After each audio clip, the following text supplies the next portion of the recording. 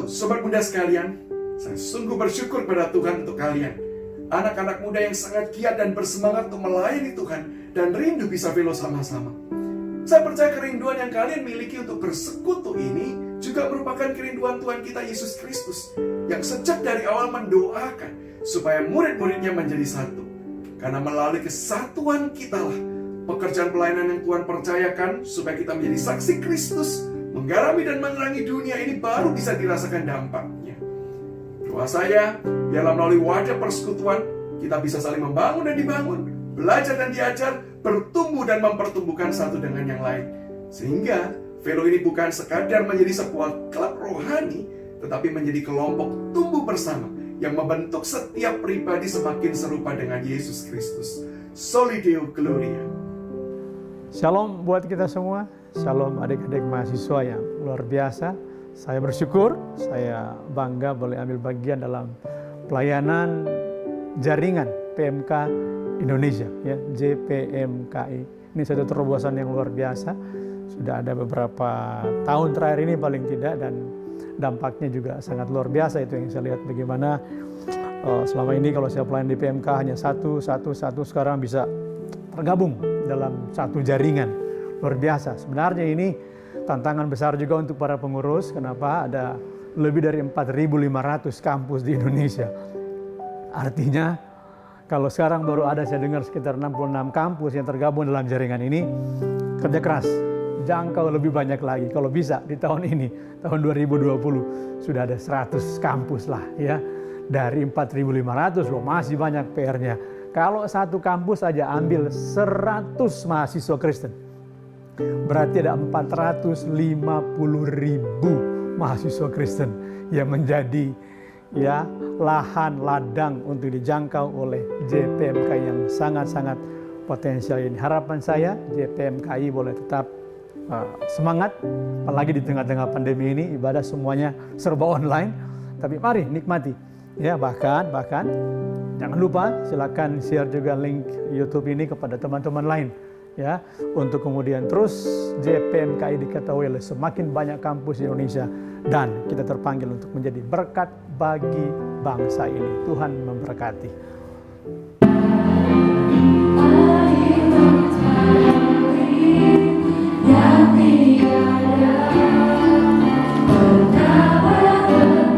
Shalom JPMKI.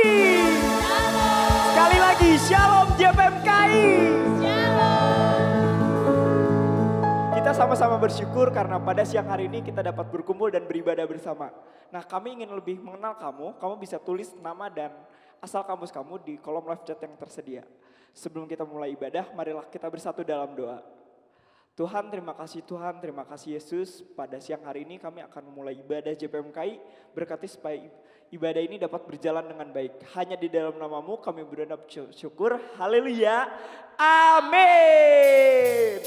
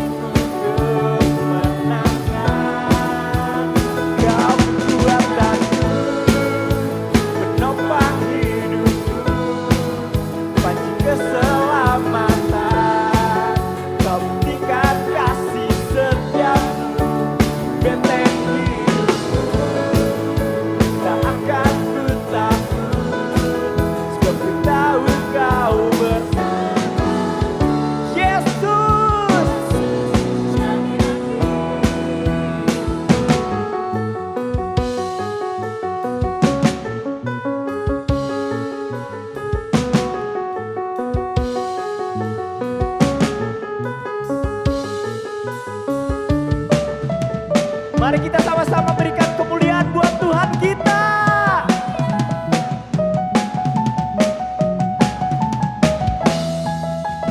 Kekuatanku penopang hidupku, pagi keselamatan, Kau berikan kasih setiamu, benteng hidupku, tak akan ku takut, sebab tahu Kau besertaku. Yesus, jaminan Kau kekuatanku, penopang hidupku, pagi keselamatan, Kau buktikan kasih setiamu, benteng hidupku, tak akan ku takut, sebab tahu Kau besertaku. Yesus, jaminan hidupku.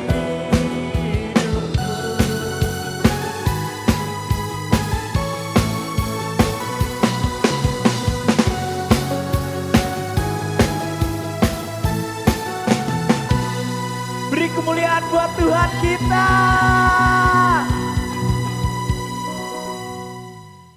Kami mengucapkan terima kasih kepada teman-teman yang sudah tergabung dalam pelayanan JPMKI.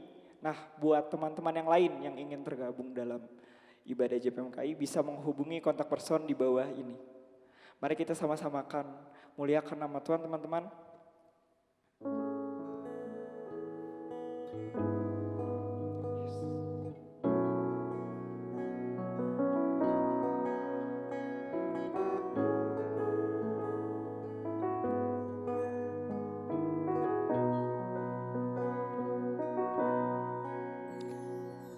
Kau hiasi kehidupanku dengan kemurahan-Mu.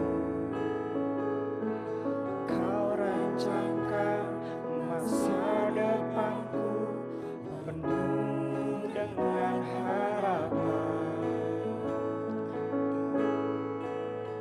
Aku ada saat ini, semuanya karena kasih-Mu. Aku hidup hari ini, semua berkat kemurahan-Mu. Terima kasih Yesus, Engkau sangat baik, teramat baik bagiku.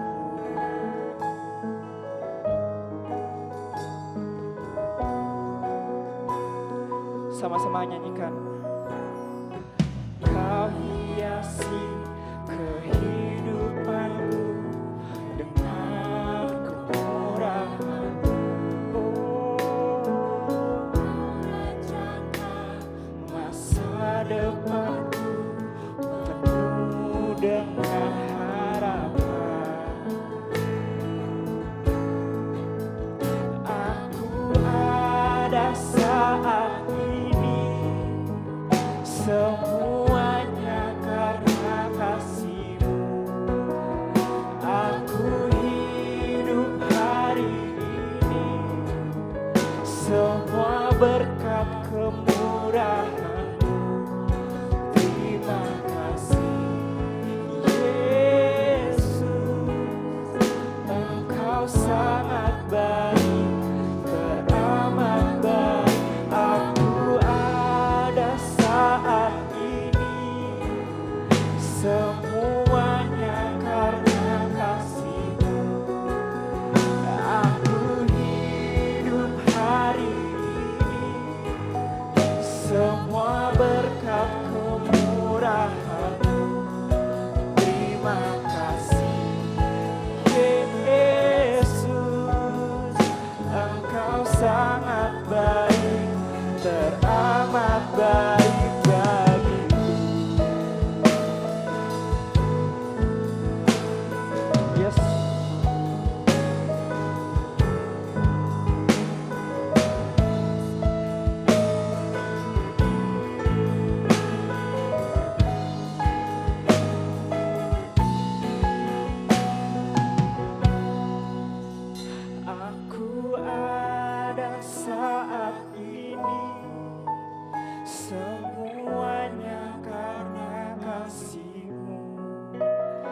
Aku hidup hari ini semua berkat kemurahan-Mu. Terima kasih Yesus, Engkau sangat baik, teramat baik bagiku. Aku ada saat ini semua hanya karena kasih-Mu. Aku hidup hari ini semua berkat kemurahan-Mu. Terima kasih Yesus, Engkau sangat baik, teramat baik bagiku. Yesus, Engkau sangat baik, teramat baik bagiku.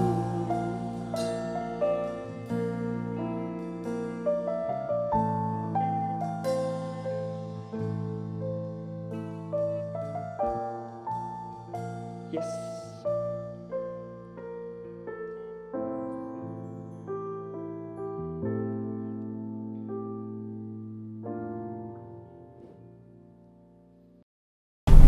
Shalom teman-teman JPMKI, senang sekali pada saat ini saya bisa berbagi firman Tuhan bersama teman-teman semua.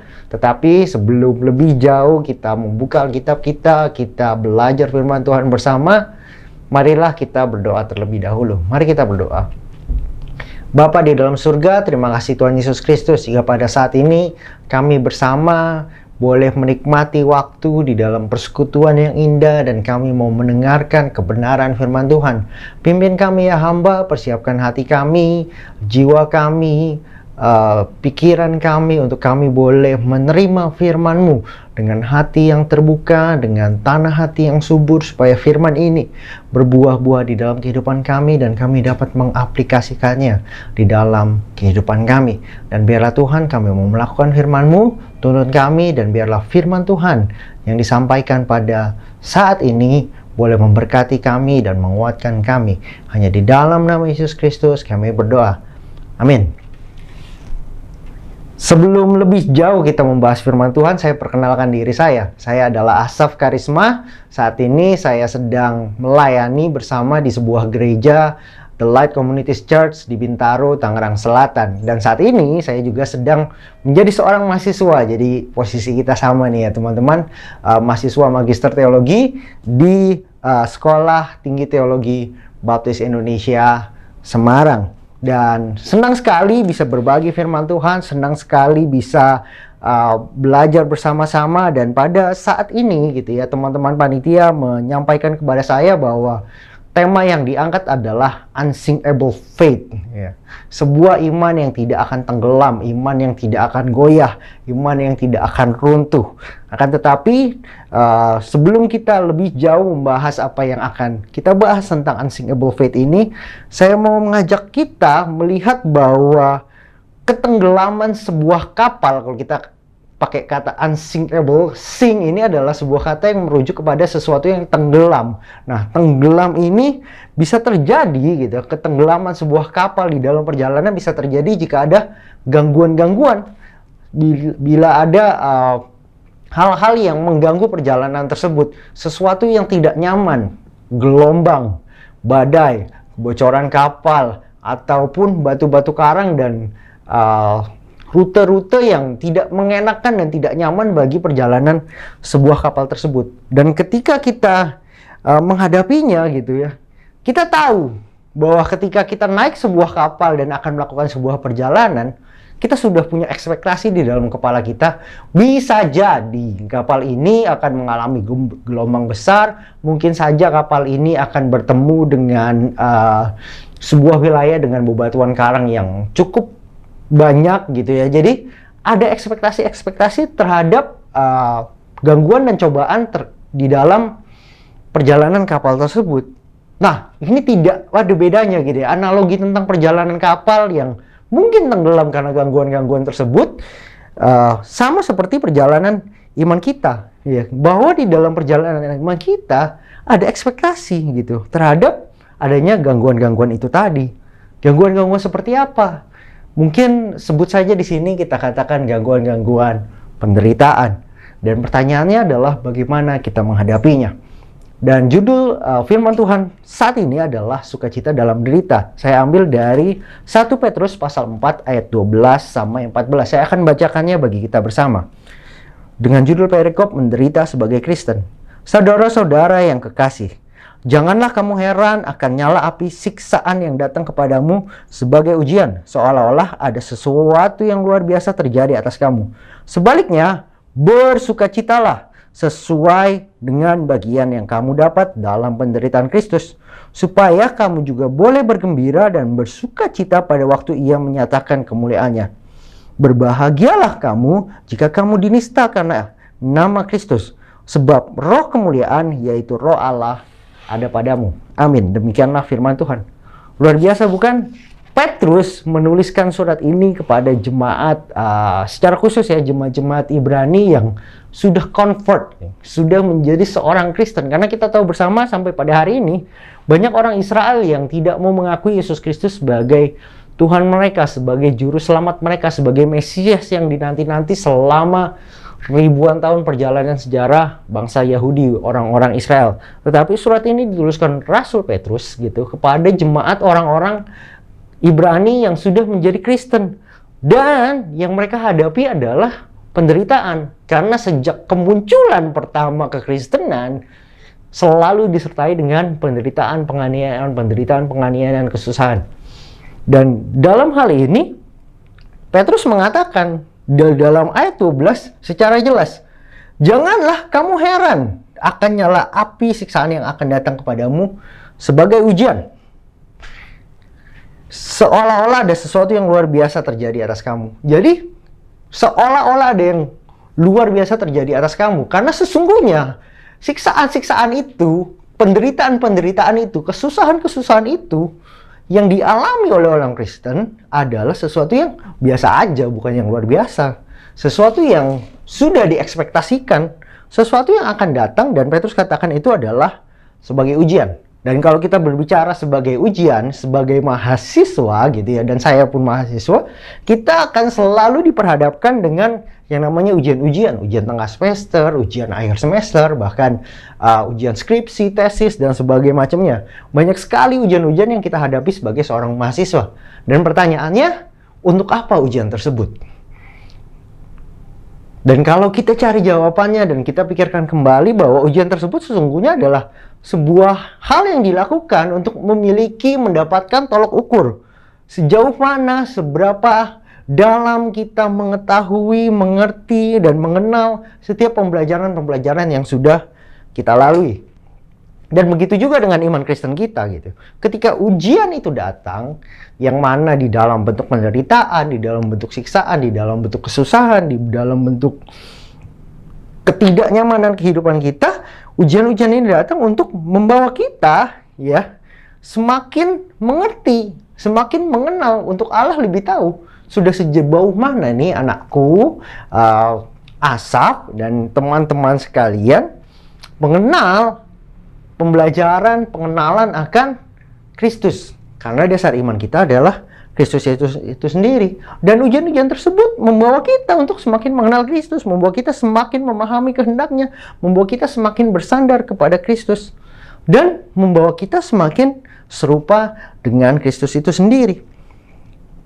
Dan bahwa penderitaan itu adalah sebuah ekspektasi, ya, karena tidak ada satu hal yang terjadi di dalam kehidupan kita sebagai seorang Kristen dengan kenyamanan semata gitu. Karena Tuhan Yesus sendiri berkata di dalam Yohanes 16 ayat 33, judul perikopnya adalah di situ dikatakan duka cita yang mendahului kemenangan ya. Perikopnya saja mengatakan tentang duka cita, sesuatu yang kesedihan, sesuatu yang tidak nyaman, sesuatu yang sengsara. Dan dikatakan di ayat 33 dikatakan, semuanya itu kukatakan kepadamu, supaya kamu beroleh damai sejahtera di dalam aku. Dalam dunia kamu menderita penganiayaan, tetapi kuatkanlah hatimu, aku telah mengalahkan dunia. Di sini saya ulang sekali lagi ya, dikatakan bahwa Tuhan Yesus mengatakan kepada murid-muridnya bahwa di dalam dunia kamu menderita penganiayaan. Jauh sebelum kekristenan itu menjadi sebuah kekristenan gitu, sebelum para pengikut Kristus disebut Kristen, Tuhan Yesus sudah mengatakan di dalam dunia kamu akan menerima penderitaan, sesuatu yang sudah diekspektasikan. Dan bahkan Yesus sendiri pun mengalami penderitaan.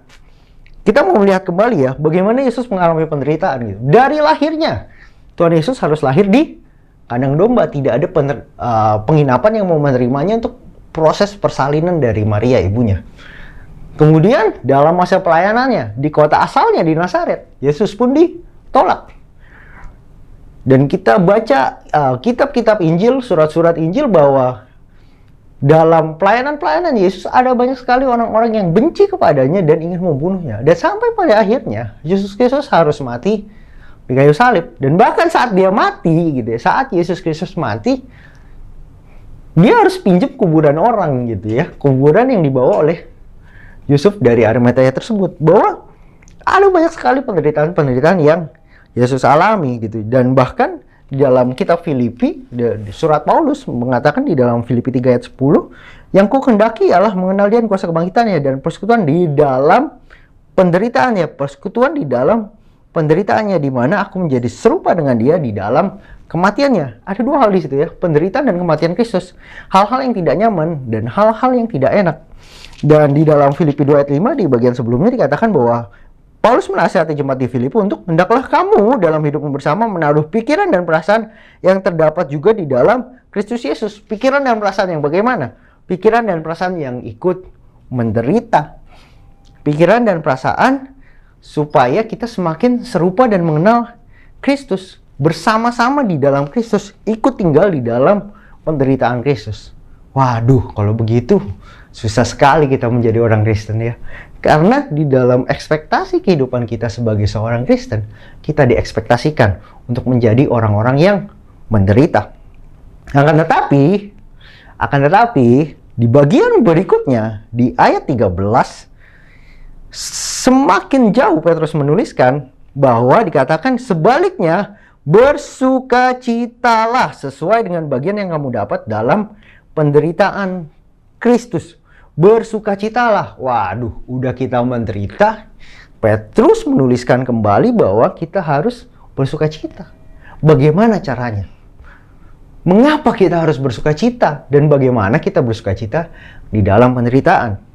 Dan saya mau menyampaikan di sini bahwa sesungguhnya mengapa Petrus mengatakan kita harus bersukacita? Tidaklah berlandaskan penderitaan itu sendiri, tetapi hal yang jauh daripada itu. Karena dasar dari sukacita di dalam penderitaan kita, di dalam Kristus adalah pengharapan akan kerajaan surga, pengharapan akan hal yang jauh di depan dari kehidupan kita hari-hari ini. Bahwa pemazmur mengatakan kita ini hanya pengembara di dunia ini ya. Kita ini tidak lebih daripada seorang yang tinggal sementara. Seseorang yang hanya sementara saja di dunia ini. Dan ketika kita, mungkin teman-teman mahasiswa sekalian adalah orang-orang yang merantau. Jauh daripada keluarga. Dan ketika kita jauh dari rumah, ada kesedihan di dalam hati kita, ada kerinduan di dalam diri kita, ada hal yang membuat kita susah hati, sengsara, menderita karena kita jauh dari orang tua, nggak ketemu masakan mama gitu ya. Harus berpikir besok makan apa ya, Indomie lagi atau hal yang lain. Tetapi sebagai orang asing di dunia ini, sebagai pengembara, kita punya kerinduan untuk selalu pulang. Dan di dalam kerinduan kita itu, di dalam jauh kita daripada rumah, kita tentu mengalami penderitaan. Tetapi jangan takut. Karena pengharapan kita adalah pengharapan untuk kita kembali pulang, kembali kepada Bapa kita, yaitu Yesus Kristus di surga kelak. Dan Tuhan Yesus sendiri menyampaikan di dalam Matius 5 ayat yang ke-10 dan sampai 12 di perikop itu, perikop yang sangat terkenal baik tentang khotbah di bukit, bagaimana Tuhan Yesus menyampaikan ucapan-ucapan bahagia. Dan saya akan membacakan 3 ayat ini saja bagi kita bersama. Dikatakan demikian: berbahagialah orang yang dianiaya oleh sebab kebenaran, karena merekalah yang mempunyai kerajaan surga. Berbahagialah kamu jika karena aku kamu dicela dan dianiaya dan kepadamu difitnahkan segala yang jahat. Bersukacitalah dan bergembiralah karena upahmu besar di surga. Sebab demikian juga telah dianiaya nabi-nabi sebelum kamu. Wow. Berbahagialah, bersukacitalah, bergembiralah. Atas apa? Atas hal-hal ya, yang dikatakan tadi, hal-hal yang baik, hal-hal yang enak, hal-hal yang nyaman. Bukan. Dikatakan adalah hal-hal yang dianiaya. Oleh karena apa? Oleh karena kebenaran. Tentu oleh karena kebenaran, bukan aniaya sembarang aniaya. Dan berbahagialah jika karena aku, karena Yesus Kristus, karena Tuhan kita, kamu dicela dan dianiaya dan kepadamu difitnahkan segala yang jahat. Dan bersukacita dan bergembiralah, sebab demikian juga telah dianiaya nabi-nabi yang sebelum kamu. Bahwa yang menderita gitu, bukan hanya kita semata hari ini. Ketika kita mungkin sulit untuk beribadah, ketika kita mengalami persekusi-persekusi, ketika kita merasakan tidak nyamannya, dihina teman-teman, dicela teman-teman karena kita menjadi seorang Kristen dan menjaga kehidupan kita supaya kita hidup kudus. Dan Tuhan Yesus sendiri sudah mengatakan kita pasti akan mengalami penderitaan, aniaya, celaan, hinaan karena kita mau hidup benar sebagaimana Tuhan perintahkan kepada kita.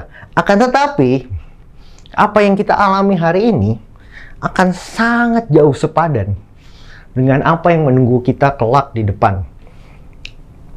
Bahwa pengharapan akan kerajaan surga adalah sebuah pengharapan yang pasti.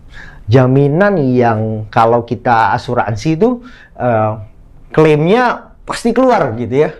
Klaimnya pasti keluar, pasti diganti. Nah, ini jauh lebih daripada itu. Janji akan kerajaan surga dikatakan bahwa engkaulah mempunyai kerajaan surga. Kita menjadi bagian gitu. Kalau teman-teman sekalian di sini paham akan ekonomi, kita bicara tentang saham, dan kalau kita bicara tentang saham, kita ikut ambil bagian kepemilikan terhadap saham yang kita beli. Begitu juga dengan kerajaan surga.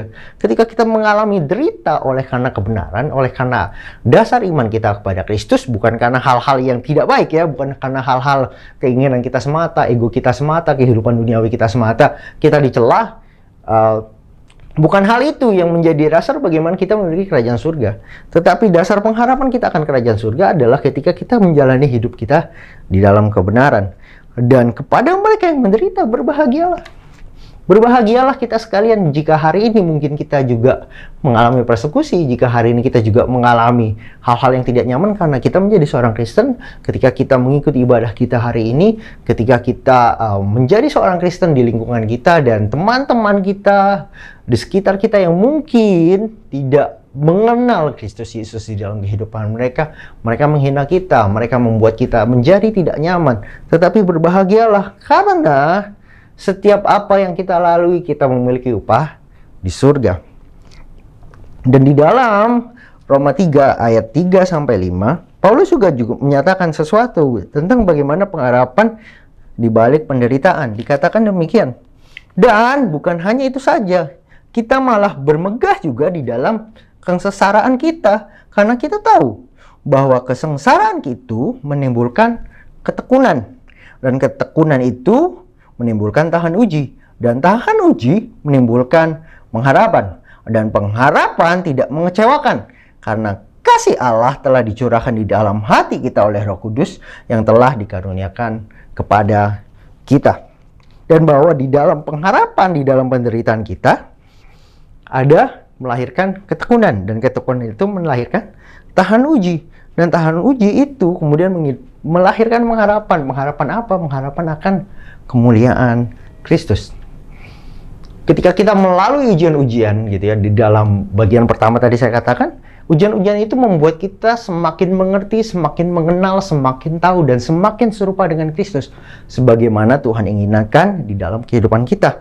Dan pada saat kita mengalami penderitaan itu, seharusnya dan sesungguhnya bagaimana Kristus bisa dimuliakan di dalam kehidupan kita. Dan Paulus pun sekali lagi menuliskan di dalam suratnya kepada jemaat di Korintus. Di dalam 2 Korintus 12 ayat 9 dan 10 dikatakan bahwa, tetapi jawab Tuhan kepadaku, cukuplah kasih karuniaku bagimu, sebab justru di dalam kelemahanlah kuasaku menjadi sempurna. Sebab itu terlebih suka Aku bermegah atas kelemahanku, supaya kuasa Kristus turun menaungi aku. Karena itu aku senang dan rela di dalam kelemahan, dan di dalam siksaan, dan di dalam kesukaran, dan di dalam penganiayaan, dan kesesakan oleh karena Kristus. Sebab jika aku lemah, maka aku kuat. Sebab jika aku lemah, maka aku kuat. Karena di dalam kelemahan kita, di dalam penderitaan kita, di dalam kesukaran kita, di dalam penganiayaan dan kesesakan kita, Kristus dimuliakan. Dan kuasa Kristus bekerja, dan kuasa Kristus semakin dinyatakan di dalam kesulitan kita. Mungkin ketika kita sedang senang, ketika kita sedang berbahagia, ketika kita sedang mendapatkan achievement, hal ini membuat kita semakin lemah. Kenapa begitu? Ya, karena mungkin di dalam ketika kita ada di atas, ketika kita sedang kuat, kita melupakan apa yang menjadi dasar kekuatan kita, yaitu Tuhan Yesus Kristus yang menjadi dasar kekuatan kita. Bahwa Tuhan yang memampukan kita mencapai pencapaian kita. Dan ketika gitu ya, pada biasanya ini umum sekali terjadi ya, ketika kita mulai susah, ketika kita mulai lemah, ketika kita mulai gagal, kita baru kembali datang kepada Tuhan. Tuhan, bagaimana aku? Tolong aku. Kita mulai kembali bersandar kepada Tuhan. Karena di dalam kelemahan kita Tuhan bekerja. Dan di dalam pekerjaan-pekerjaan Tuhan, segala sesuatunya pasti akan berhasil. Dan bahkan berhasil melalui kesusahan-kesusahan tersebut. Dan bahwa ketika kita mengalami penderitaan, di ayat 14 disampaikan, sebab roh kemuliaan yaitu roh Allah ada padamu. Berbahagialah jika kamu dinista karena nama Kristus. Sebab roh kemuliaan yaitu roh Allah ada padamu.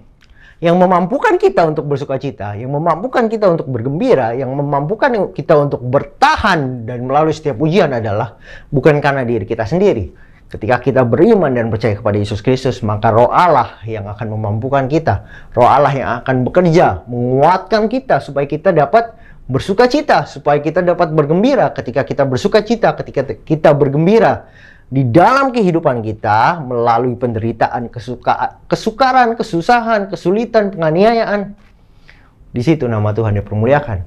Di situ kita akan menjadi kesaksian yang hidup. Wow, meskipun kita disiksa, meskipun kita mengalami derita, meskipun kita dianiaya, kita tetap bersukacita. Kita tetap berbahagia. Di situ orang melihat, wah, kok bisa dia tetap bersukacita? Di situ nama Tuhan dipermuliakan. Maukah kita hidup untuk memuliakan Tuhan kita? Maukah dalam setiap langkah kehidupan kita, Yesus Kristus ditinggikan di dalam kehidupan kita? Oleh karena sebuah hal yang mungkin bukan kita lakukan, tetapi kita kerjakan karena roh Allah, roh kudus lah yang bekerja di dalam kehidupan kita, dan itu nampak di dalam diri kita, nampak di dalam kehidupan kita, dan orang-orang melihat, wah, teman-teman JPMKI sekalian adalah orang-orang yang penuh sukacita, penuh kebahagiaan. Meskipun kita di tengah dunia yang terombang-ambing, belum lagi menghadapi tahun-tahun ke depan ya. Mulai tahun politik, mulai ada isu-isu resesi, masih ada isu-isu persekusi, bahkan pandemi COVID pun tampaknya belum segera luntur gitu ya. Masih ada kasus-kasus yang terus bermunculan, tetapi di dalam setiap ketidakpastian ini kita mau tetap bersukacita. Dan ketika kita tetap bersukacita karena Roh Kudus yang memampukan kita untuk bersukacita, disitulah Tuhan dipermuliakan di dalam kehidupan kita. Dan sebagai penutup saya akan menyampaikan sebuah kutipan singkat saja gitu ya, dan mungkin ini menjadi sebuah kesimpulan bagi kita untuk kita melihat dan mengingat kembali bagaimana firman Tuhan ini menguatkan dan mengingatkan kita bahwa iman yang tidak akan tenggelam, iman yang tidak akan goyah, iman yang tidak akan runtuh adalah iman yang tidak takut di dalam menghadapi penderitaan, iman yang tidak takut di dalam menghadapi kesukaran, kesulitan, dan siksaan. Dan bahwa iman yang tidak akan runtuh dan tidak akan tenggelam ini, melainkan iman yang bersukacita di dalam penderitaan tersebut, karena kuasa Roh Allah yang bekerja memampukan kita untuk tujuan kemuliaannya. Mari teman-teman JPMKI, kita tetap berteguh di dalam iman kita, karena Roh Tuhanlah, Roh Kuduslah yang memampukan kita sehingga iman kita tetap kuat dan tetap teguh dan tidak akan pernah tenggelam. Mari kita berdoa. Bapa di dalam surga, terima kasih Tuhan Yesus Kristus, karena kasih setiamu, karena kuasa daripada Roh Kudusmu, Engkau memampukan kami untuk menghadapi setiap tantangan, rintangan, kesusahan, kesukaran, dan bahkan penderitaan di dalam kehidupan kami sebagai pengikut-pengikut Kristus. Dan mampukan kami ya Bapa pada saat ini, dan biarlah Roh Kudus-Mu yang bekerja atas kami, untuk kami boleh selalu bersukacita di dalam penderitaan kami, supaya nama Tuhan ditinggikan dan dipermuliakan di dalam kehidupan kami. Dan hanya di dalam nama Yesus Kristus, Tuhan Allah kami, Bapa, Juru Selamat kami, Penebus kami, dan Roh Kudus yang menuntun kehidupan kami berdoa dan menyerahkan kehidupan kami, dan biarlah firman-Mu terus tertanam dan hidup di dalam hati kami. Haleluya. Amin.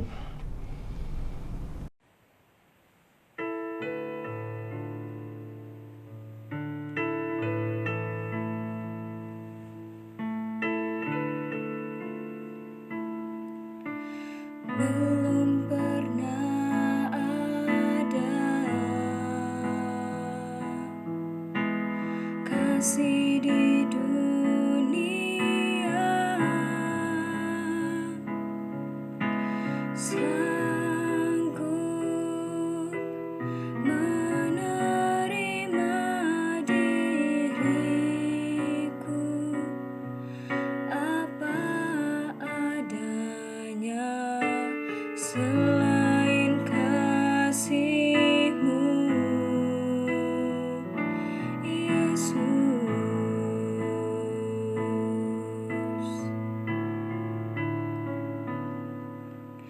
takkan ada lagi kasih seperti ini. Sanggup mengubahkan diriku menjadi baru. Selain kasih-Mu, Yesus.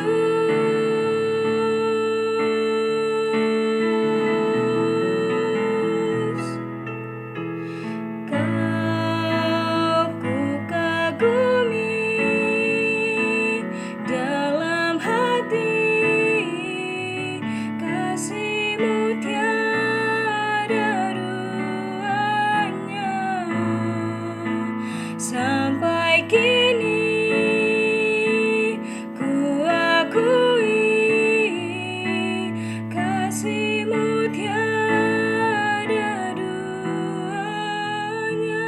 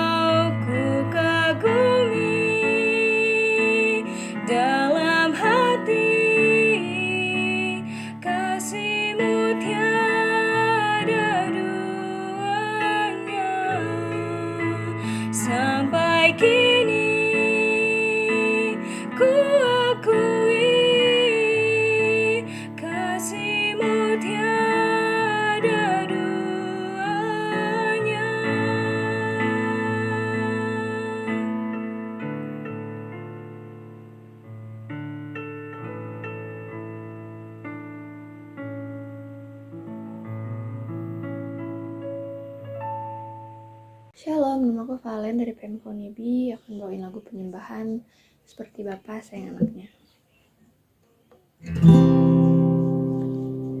Bapa, besar sungguh kasih setiamu,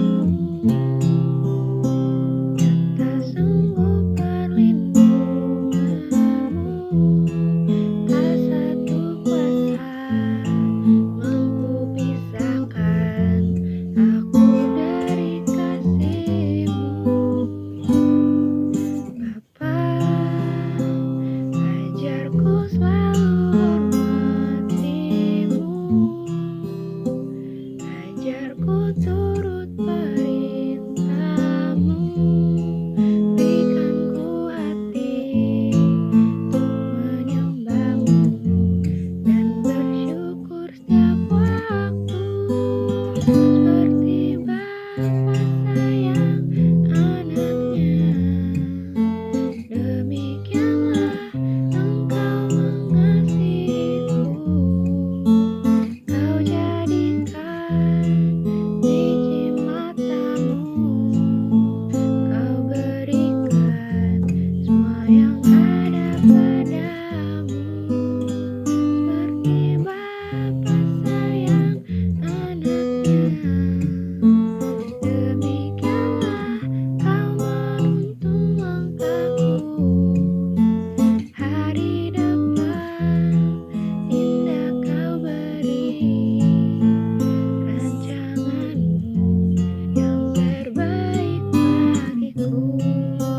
Hari depan indah Kau beri, rancangan-Mu yang terbaik bagiku. Thank you, God bless. Jadi di sini saya akan berbagi cerita tentang pengalaman saya dan dunia yang tidak terlihat. Jadi sejak saya masih SMP, saya sudah tertarik dengan hal-hal yang berbau mistis dan dunia lain. Di situ saya membaca banyak artikel dan banyak menonton video YouTube untuk memuaskan rasa penasaran saya gitu. Ternyata ada hal seperti ini, banyak hal yang baru saya ketahui di situ.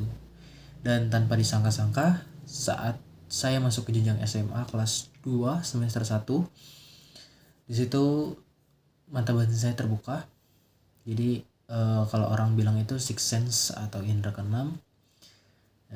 Setelah saya tahu itu, saya mulai mempelajari banyak hal, mulai dari berkomunikasi dengan roh, memanggil roh dan lain-lain, sampai saya pernah mempelajari bagaimana cara menyakiti orang, karena saya memiliki emosi yang cukup tidak stabil saat itu, karena anak remaja memiliki emosi yang tidak stabil di mana-mana ya. Setelah itu saya merasakan kekuatan yang mengalir. Memang kekuatan itu besar dan saya harus bisa mengontrolnya, jika tidak saya yang akan dikontrol dan saya akan kehilangan kewarasan saya. Situ berlangsung cukup lama, sekitar 2 tahun saya bergelut dengan dunia gelap, dan saya mulai sadar kalau hidup saya mulai menurun secara ekonomi, secara sosial, hubungan saya dengan teman, dengan keluarga, dan keadaan keluarga saya mulai hancur di situ. Saat ekonomi anjlok, di situ saya benar-benar sadar, ini adalah teguran dari Tuhan. Ini adalah tanda bahwa saya itu sudah salah jalan. Dan mulai saat itu, saya mulai mencari pembenaran tentang apa yang saya lakukan, tentang bagaimana cara pembersihannya dan penyelesaiannya. Dan setelah itu, saya bertemu dengan satu orang yang menjadi kakak rohani saya. Dia mengajarkan saya banyak sekali hal-hal yang belum saya ketahui tentang Tuhan, tentang Yesus sendiri, tentang Allah Tritunggal, dan tentang ayat-ayat yang memotivasi dan konsep-konsep ketuhanan. Itu diajarkan kepada saya semua, sampai saya tahu bahwa banyak sekali hal yang di dalam diri saya dan yang saya lakukan itu bertolak belakang dengan apa yang Tuhan kehendaki. Ini mulai dari situ, saya dipertemukan dengan satu tim. Sebelumnya saya sudah berdoa,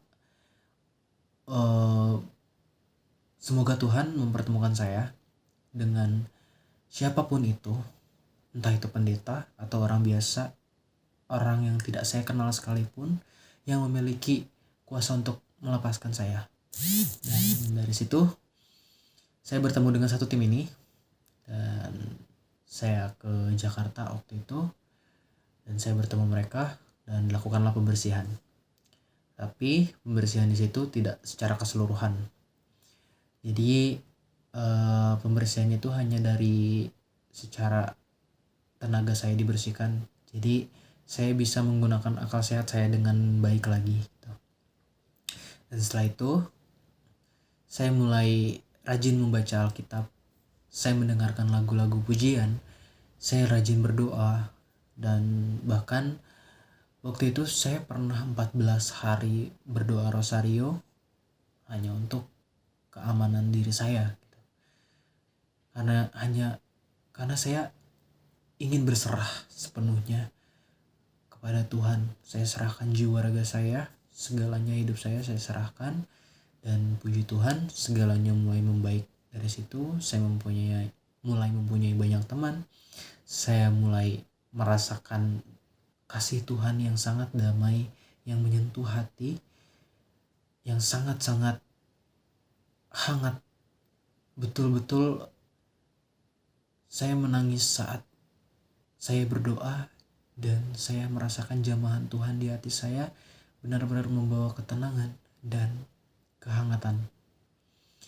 Nah, sejak saat itu saya mulai memperbaiki iman saya. Saya mulai percaya bahwa Tuhan selalu ada di sebelah saya, bahwa Tuhan itu tidak pernah melepaskan anak-anaknya meskipun anak-anaknya itu sendiri meninggalkan Tuhan atau berbalik dari Tuhan sendiri. Tuhan tidak marah, Tuhan sedih, Tuhan berduka, dan Roh Kuduslah yang bekerja kepada manusia tersebut untuk membawa manusia ini kembali ke jalan Tuhan. Tapi itu semua tergantung bagaimana kita menyikapinya. Dan setelah itu saya benar-benar mengucap syukur kepada Tuhan. Saya berterima kasih kepada Tuhan karena kuasanya dan anaknya yang tunggal. Di Yohanes 3 ayat 16 disebutkan, karena begitu besar kasih Allah sehingga ia mengutus anak yang tunggal untuk keselamatan kita semua. Ya, sebesar itu kasih Tuhan, dan Tuhan tuh gak pernah meninggalkan itu. Seperti saya bilang sebelumnya, Tuhan itu benar-benar mau menerima anaknya yang ingin berpulang. Maksudnya ingin berbalik kepada Tuhan lagi dan meninggalkan hal-hal yang buruk, lalu berprogres dan menjadi pribadi yang lebih baik. Puji Tuhan, saya bisa merasakan kasih Tuhan yang sangat-sangat besar, yang sangat-sangat hangat dan menyentuh. Dan sampai saat ini saya masih merasakan bahwa kehadiran Tuhan itu betul-betul menyelimuti saya dan melindungi saya dari segala apapun yang jahat yang masih ingin menarik saya untuk kembali ke sana. Tapi dengan iman dan kuasa Tuhan Yesus, saya percaya bahwa tidak ada yang dapat menggiring saya kembali ke sana, dan saya menjadi berkat bagi orang-orang, bagi sekitar saya terutama, dan bagi keluarga saya. Sekian sharing dari saya. Terima kasih, mohon maaf jika ada kata-kata yang kurang dimengerti atau kata-kata yang kurang mengenakan atau merasa tersinggung yang mendengarkan video ini. Tetap semangat, tetap percaya pada Tuhan, sebab kasih Tuhan sungguh besar dalam hidup kita, dan roh Tuhan selalu ada di dalam kita. Shalom. Mari Saudara, mahasiswa sekalian, mari kita arahkan hati dan pikiran kita kepada Bapa di sorga. Dan kita terima berkat Tuhan. Mari kita angkat kedua tangan kita. Bapa di sorga, Engkau lihat anak-anak muda ini yang menjadi jawaban untuk masa depan bangsa ini. Aku bersyukur untuk persekutuan doa jaringan persekutuan mahasiswa Kristen Indonesia. Dalam nama Yesus, terimalah berkat berkelimpahan dari Bapa di sorga, kasih yang tidak ada tandingannya dari Tuhan Yesus Kristus, dan persekutuan yang indah bersama Roh Kudus. Hari ini bahkan sampai selama-lamanya. Dalam nama Tuhan Yesus, kita yang diberkati Tuhan, kita serukan. Amin. Tuhan Yesus memberkati kita semua. Syukurku, ku tak akan berhenti memuji, meninggikan nama-Mu selalu, menari, memuliakan-Mu, dibebaskan, dibangkitkan, hidup yang kami dan hidup hanya untuk-Mu.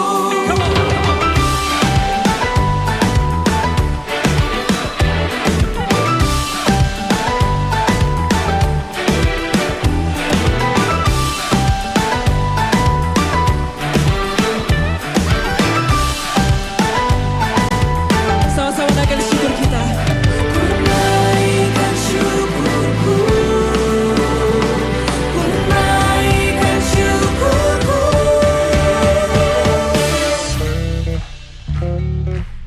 On bass, Samuel Mali. Yeah.